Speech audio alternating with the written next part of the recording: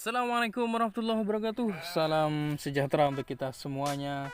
Om Swastiastu, Namo Buddhaya, salam kebajikan. Sahabat-sahabat para pecinta atau sanaji dimanapun Anda berada, selamat sore. Dan kali ini saya pingin untuk membahas keris yang saya rasa cukup unik, teman-teman. Kerisnya unik teman-teman. Saya tampilkan. Bismillahirrahmanirrahim. Saya kebetulan tidak membawa dengan warangkanya karena memang warangkanya ini ketika saya mendapatkan di lokasi langsung dalam keadaan betul-betul berkarat serta kondisi warangka yang sangat rapuh yang sudah dimakan rayap, teman-teman. Oke, keris ini berukuran kurang lebih 34 cm panjang wilahnya saja ya. Panjang wilahnya 34 cm. Berikut ada beberapa bulatan-bulatan, yaitu pamor atau grafik pada sebilah keris. 1, 2, 3, 4, 5, 6, 7, 8, 9, 10, 11. Ada 11 bulatan, ada ganjil. Bulatan-bulatan seperti ini ya. Dengan grafik seperti ini, maka keris ini dinamakan dengan pamor melati senebar. Ada berbagai varian melati, ada melati tumpuk misalkan, atau yang disebut dengan bendo segodo, atau melati rinonce misalkan. Bagaimana perbedaannya? Perbedaan dengan melati tumpuk misalkan, teman-teman, kalau melati tumpuk cenderung kepada pamornya, pada bulatan-bulatannya itu tidak bergaris seperti ini. Jadi kalau melati sinebar itu cenderung ada garis-garis yang tertata dengan rapi, teman-teman. Karena memang kesulitan dari pembuatan ini ya dari segi grafiknya, sehingga memang keris ini cukup langka dan cukup sulit untuk ditemukan dan dicari oleh para kolektor, teman-teman.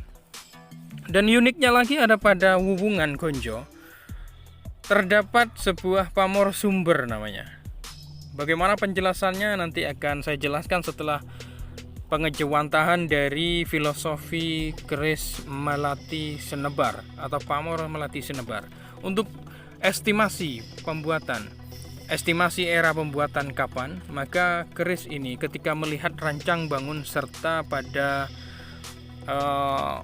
grafik dan cara pembuatan pasikutannya, kecenderungannya, maka tangguh keris ini masuknya pada tangguh Mataram sekitar abad ke-17, teman-teman. Oke, teman-teman sekalian, mari kita bahas tentang melati sinebar ya. Kalau melihat dari pamornya, deling banget, teman-teman. Deling dan grafiknya tertata dengan rapi. Coba kecenderungannya masuk pada era pembuatan Mataram abad ke-17. Oke. Sinebar, melati sinebar, yaitu sebuah pola atau gambaran hampir sama dengan pamor melati rinonce. Namun ukuran bunganya lebih besar ini, teman-teman. Bentuk bunga pamor juga sama seperti buatan bendo segodo atau melati tumpuk. Pola pamor ini ya, pola pamor melati sinebar tersusun dengan teknik melumah. Jadi tergolong pada varian pamor melumah, menunjukkan pola dengan kontur melingkar di sepanjang bagian tengah bilah, teman-teman. Pola inilah yang menjadikannya disebut pamor melati sinebar. Pamor melati sinebar diyakini oleh masyarakat terdahulu mempunyai tuah utama, yakni memudahkan dalam mencari kerejekian dan mengharumkan nama pemiliknya. Keris melati sinebar cocok untuk siapa saja, teman-teman. Jadi termasuk keris yang tidak pemilih ya. Bisa dikatakan tidak pemilih tuannya. Jadi untuk siapapun bisa memiliki keris melati sinebar ini. Pamor ini juga diyakini mempunyai tuah yang mampu membantu kesuksesan pada sang pemiliknya di berbagai macam bidang, utamanya dalam meraih jabatan dan kekuasaan, teman-teman. Memenangkan tender misalkan, kemajuan usaha, memanjakan karir, pengasihan dan memikat tingkat tinggi.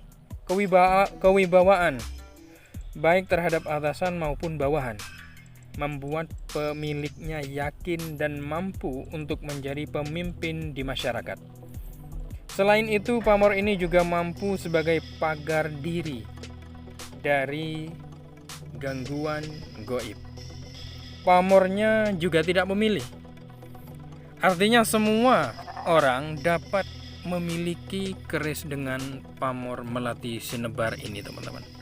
Begitulah kira-kira bagaimana filosofi, sejarah, serta makna yang terkandung pada keris melati sinebar ini. Yang juga unik ini ada pada gonjonya, teman-teman. Gonjo sumber, yaitu ada bulatan-bulatan pada wuwungan gonjo serta pada bagian pinggir gonjo, ya. Setidaknya kalau pamor sumber itu paling sedikit ada 3 bulatan, teman-teman. Ada 3 bulatan, itu bisa dinamakan pamor sumber atau gonjo sumber. Kalau ini ada 4, 1, 2, juga di wuwungannya. Kalau di pinggir ada 4, di wuwungan 1, 2, 3, 4, 5.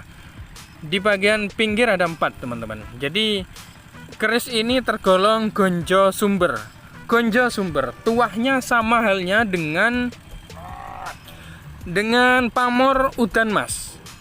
Sama, tuahnya fungsinya juga sama untuk kerejekian.